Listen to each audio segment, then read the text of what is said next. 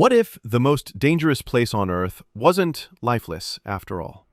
Deep inside the Chernobyl Exclusion Zone, where silence once reigned and warning signs keep humans away, a group of scientists set up cameras. They expected emptiness, maybe a few shadows passing through. But what those cameras recorded would shock them, terrify them, and force the world to rethink everything we thought we knew about survival, extinction, and resilience. This isn't just a story about a nuclear disaster. It's about life finding a way in the unlikeliest of places. But before we get to the eerie discoveries caught on tape, we must go back to the night when everything changed. The night the world held its breath. April 26th, 1986. A normal evening turned into humanity's worst nightmare. At Reactor 4 of the Chernobyl nuclear power plant, an experiment spiraled out of control. Within seconds, a colossal explosion ripped through the building. The blast tore apart concrete walls and sent radioactive particles shooting into the sky. An invisible cloud of death drifted silently over the nearby town of Pripyat. Families woke to strange lights in the night sky. Some thought it was just a fire. Parents told their children to go back to sleep, not realizing radiation was already seeping into their homes. By morning, the entire town was ordered to evacuate. People were told they'd return in a few days. They never did. Toys stayed on beds. Plates of food remained on tables. School books lay open mid-sentence. Time froze in Pripyat. But outside the town, the landscape itself began to transform. The pine forest closest to the reactor turned a haunting orange-brown overnight. Birds vanished. The soil crackled with radiation. That stretch of land would forever be called the Red Forest, one of the most contaminated places on Earth. Chernobyl was no longer just a disaster.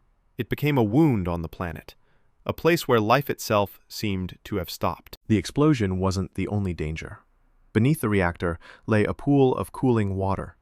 Above it, molten nuclear fuel was melting its way down. If the burning core touched that water, it could have triggered a second, even larger blast, the kind of explosion that might have poisoned half of Europe. 3 men, Alexei Onanenko, Valery Bespalov, and Boris Baranov, volunteered for what many called a suicide mission. Wearing basic protective suits, armed with flashlights, they waded through chest-deep radioactive water in complete darkness. Their task was to open the valves and drain the pool before disaster struck. For years, people believed they died immediately after. But the truth is far more surprising. Onanenko and Bespalov lived for decades. Baranov passed away in 2005, not from radiation, but natural causes. These men weren't just heroes. They were proof that courage can alter history. And they weren't alone. Over 600,000 people, known as the liquidators, were sent to contain the fallout. Firefighters, miners, soldiers, medics, and everyday civilians worked in unimaginable conditions, often with little protection. Some shoveled radioactive debris with bare hands. Many paid with their health, but their sacrifice prevented an even greater catastrophe. Thanks to them, Europe was spared the worst.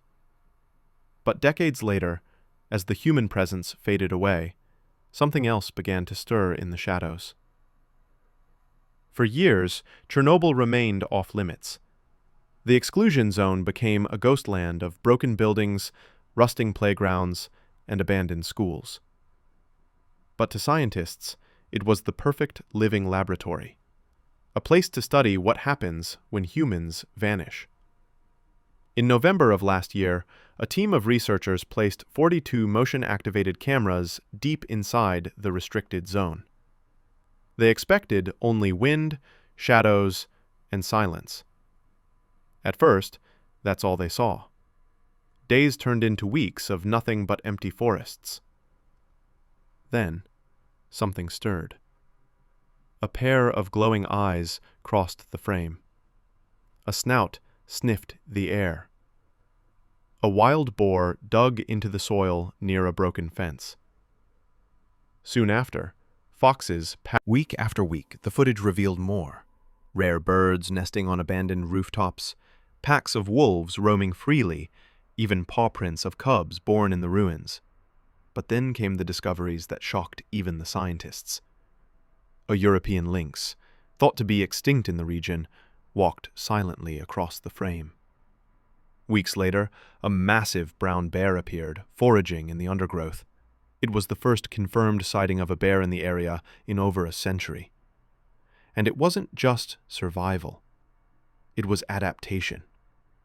The wolves of Chernobyl weren't like normal wolves. Blood tests revealed DNA changes, mutations that seemed to give them stronger immune systems, possibly even resistance to certain diseases. Scientists called it evolution in fast forward. Chernobyl had accidentally become one of the greatest natural experiments in history, a place where evolution itself was rewriting the rules. When humans left, nature reclaimed the land. The red forest still bore scars of radiation, but all around it, life flourished. Birch, oak, and maple trees grew wild. Ferns and moss carpeted the ground.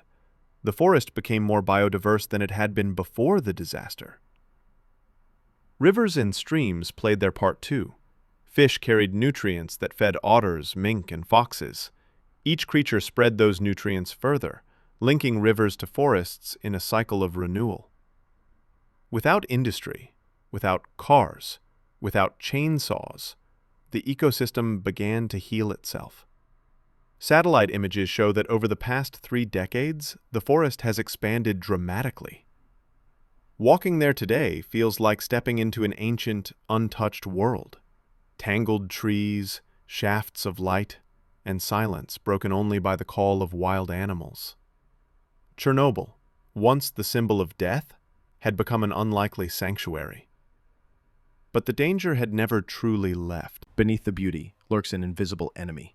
Radiation is still present, silent and deadly. Using drones, LiDAR, and spectrometers, scientists mapped hotspots across the exclusion zone. The Red Forest remains one of the most contaminated places on Earth. Some areas can deliver a year's worth of radiation exposure in just hours. Cesium-137 and strontium-90, with half-lives of about 30 years, still pollute the soil.